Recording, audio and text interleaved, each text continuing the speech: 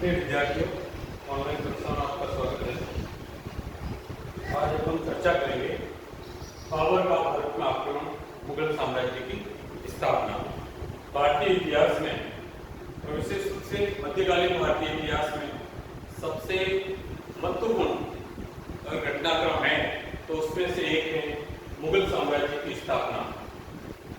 एक ऐसे वंश की स्थापना 1526 में बाबर के माध्यम से की गई जो लगभग आने वाले 200 वर्षों तक समस्त भारत, विशेष रूप से उत्तरी भारत और औरंगजेब के काल तक दक्षिण भारत में उसने एक विशाल साम्राज्य की स्थापना की।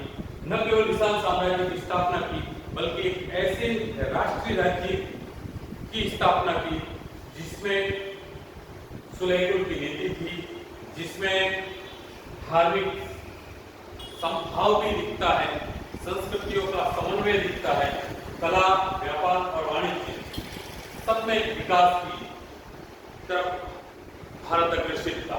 कुल मिलाकर अपन ये कह सकते थे कि एक ऐसे वंश की स्थापना जिसने शासन के सभी तत्वों को समेटकर एक चिरस्थायी विशाल और समृद्ध शासन व्यवस्था में कन्वर्ट करने की कोशिश की गई, जहां पर सभी तत्वों सैनिक, प्रशासन, संस्कृति, सभ्यता और नई नई कलाओं की स्थापना और नए नए प्रयोगों, यहाँ तक कि नए नए प्रयोग भले वो साहित्य का विकास हो, कला का समन्वय हो या फिर राजस्व की नई व्यवस्था, प्रशासन के नए जो समागम थे उन सबको इसमें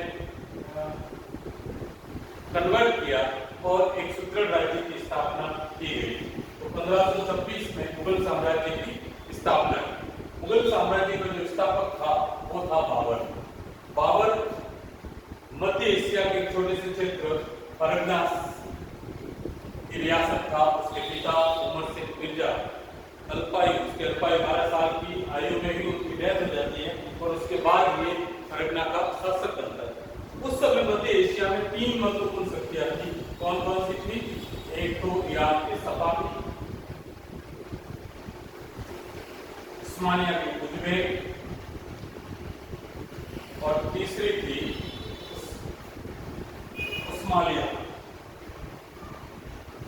इन तीनों की शक्तियों में आपस में संघर्ष था। यानी तैमूर के बाद यद्यपि बाबर अपने आप को मंगोल और तैमूरी परंपरा से जोड़ता है और मंगोलों के बाद तैमूर ने विशाल मध्य एशिया के क्षेत्र में राज्य स्थापित किया और जैसे ही तैमूर के मरने के बाद यानी 14वीं से 15वीं शताब्दी के प्रारंभ में तैमूर का जो शासन है वो शासन धीरे धीरे कमजोर हुआ। तो ये 3 शक्तियां महत्वपूर्ण हुई और ये 3 शक्तियों में आपस में संघर्ष रहा। धीरे धीरे जो उज़्बेक थे वो उज़्बेक शक्तिशाली होने लगे और उज़्बेक शक्तिशाली होने के पीछे क्या हुआ कि उज़्बेकों ने समरकंद, मध्य एशिया का सबसे समृद्ध क्षेत्र, यानी बाबर यहाँ तक कहता है कि अगर विश्व में या दुनिया में कोई जन्नत है या रहने लायक कोई शहर है तो वो समरकंद है।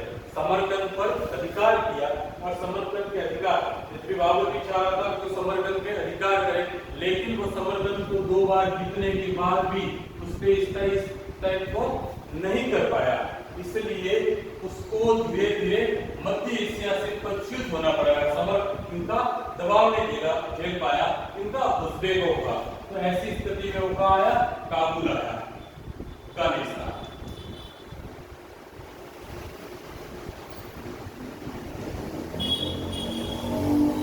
काबुल 1504 में उसने काबुल पर अधिकार किया और काबुल को अपनी राजधानी के रूप में विकसित किया और यहाँ से जो मुगल बेग थे या मुगल सरकार थे इसके साथ जुड़ने लगे, लेकिन काबुल उसके आर्थिक हितों को पूर्ति नहीं कर रहा था। इसलिए अपने तैमूरी परंपरा, चूंकि अपने आप को तैमूर वंश से वो मानता था, तो जो पंजाब और इसके क्षेत्र था, ये वाला क्षेत्र जहाँ तैमूर ने 1398 में आक्रमण किया, अपने जो सरदार थे या अपने सूबेदार थे उनको नियुक्त किया, उसके बाद वो वापस मध्य एशिया की तरफ लौट गया। तो ये राज्यों पर स्वाभाविक अधिकार के रूप में वो अपना देखता था। दूसरा जो सबसे महत्वपूर्ण था, उसके आर्थिक हितों की पूर्ति काबुल और काबुल के आसपास के क्षेत्रों से नहीं होने वाली थी, क्योंकि वो मध्य एशिया की तरफ नहीं बढ़ रहा था। यहाँ उज्बेकों की महत्वपूर्ण शक्तिशाली एक शक्ति थी, उसके साथ साथ ईरान के सफावी थे, जो थे उस्मानिया, ये सारे के सारे, इसलिए मध्य एशिया से उस तरफ नहीं बढ़ना। अब इसके सामने क्या एक मात्र था, वो था भारत की तरफ, और उन अपने आर्थिक हितों तैमूरी परंपरा को देखते हुए स्वाभाविक अधिकार, और सबसे महत्वपूर्ण था उत्तर भारत की राजनीतिक स्थिति, इन सबको देखते हुए उसने भारत की तरफ बढ़ना निश्चित किया। बाबर अपनी स्वयं की आत्मकथा में उत्तरी भारत का वर्णन करता है, और उसके माध्यम से कह सकते हैं तो उत्तरी भारत की जो उस समय की राजनीतिक स्थिति, जैसा कि हमने देखा कि तुगलक वंश के बाद धीरे धीरे दिल्ली की जो सल्तनत थी, दिल्ली सल्तनत क्या होने लगी, कमजोर होने लगी, और नई सही कसर तैमूर के आक्रमण के माध्यम से कर दी गई। 1398 में जो आक्रमण हुआ था, उस आक्रमण का सबसे जो प्रमुख प्रभाव था वो ये था कि दिल्ली को नेतृत्व विहीन कर दिया था। उसके बाद सैयद आए, और सैयद के बाद लोधी आए। यद्यपि लोधी सैनिक शक्ति थी, स्वाभिमान प्रिय थी, लेकिन ये भी आपस में संघर्ष करते, और ऐसा कह सकते हैं कि जागीरदारी व्यवस्था से आगे कुछ नहीं थे।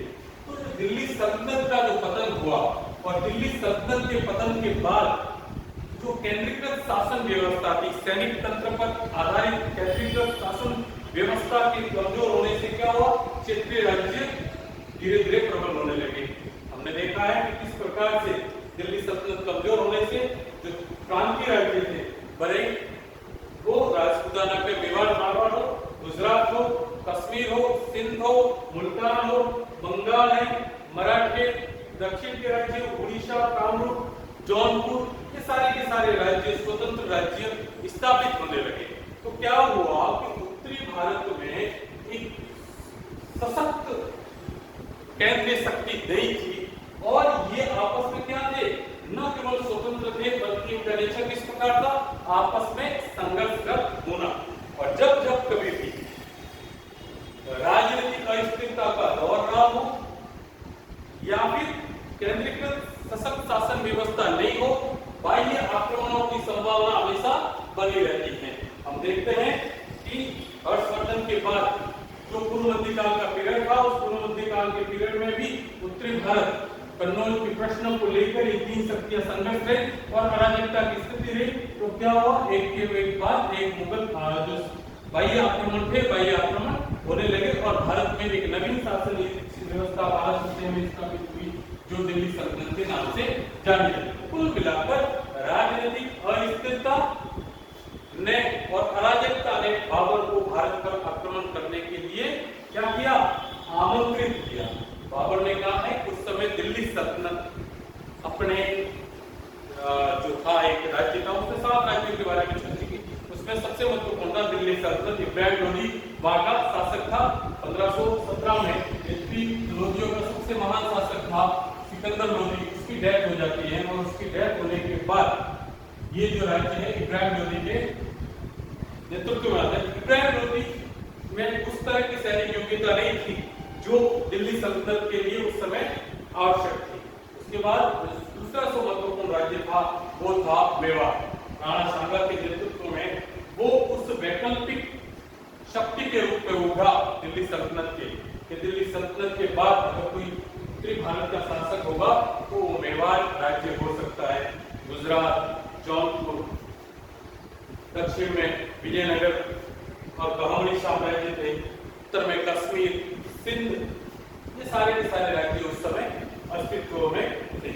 तो 1526 में एक संघर्ष हुआ जो इतिहास में पानीपत के प्रथम युद्ध के नाम से जाना जाता है। पानीपत का प्रथम युद्ध बाबर और इब्राहिम लोधी के मध्य 27 अप्रैल 1526 में एक संघर्ष हुआ जिसमें बाबर विजय हुआ। भारतीय इतिहास में पानीपत के युद्धों का बहुत ही महत्वपूर्ण है। भारत में अभी तक 3 पानीपत के युद्ध लड़े गए।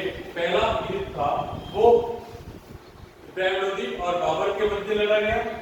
दूसरा युद्ध था हैमू और अकबर के मध्य लड़ा गया। तीसरा युद्ध था मराठे और रावत अब्दाली के मध्य लड़ा गया। तीनों ही युद्धों ने बहुत ही महत्वपूर्ण प्रभाव डाले, इवन परिवर्तन किए। यहाँ पर दिल्ली सल्तनत के स्थान पर मुगल साम्राज्य की स्थापना इस युद्ध के माध्यम से हुई।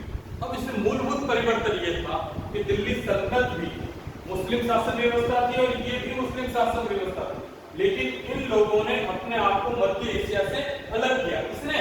मुगलों ने। और किसकी उपाधि धारण की? बादशाह या बादशाह की उपाधि धारण की।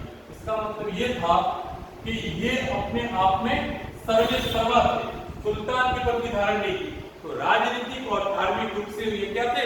सर्वेसर्वा थे। दूसरा, इन्होंने अपने संबंध थे और संबंध मध्य एशिया से पूर्ण रूप से तोड़ दिए और अपने आप को किसी तरफ भारत की तरफ और भारतीय संस्कृति में मिलाने की कोशिश की। और इसका परिणाम ये हुआ कि मुगल संस्कृति और भारतीय संस्कृति इन दोनों का इतना अच्छा समन्वय हुआ कि नई जो समन्वयकारी संस्कृति यहाँ पर अस्तित्व में आई। और इनका प्रभाव इतना था कि 1857 में जब विद्रोह हुआ तो उस विद्रोह का नेतृत्व करता कौन? तो उन जो विद्रोहियों ने थे अपना स्वाभाविक नेतृत्वकर्ता किसको माना? बहादुर शाह जफर को। ये भी मुगलों की शक्ति थी और मुगलों की शक्ति 1707 के बाद जैसे ही औरंगजेब की डेथ होती है उसके बाद धीरे धीरे कमजोर होने लगती है और नई शक्तियां उभर के सामने आती है। लेकिन 1857 में ये उसी निष्ठा का परिणाम था, उसी संस्कृति के समन्वय का परिणाम था कि इन लोगों ने 1857 की जो क्रांति हुई उस क्रांति में अपना नेतृत्वकर्ता किसको चुना?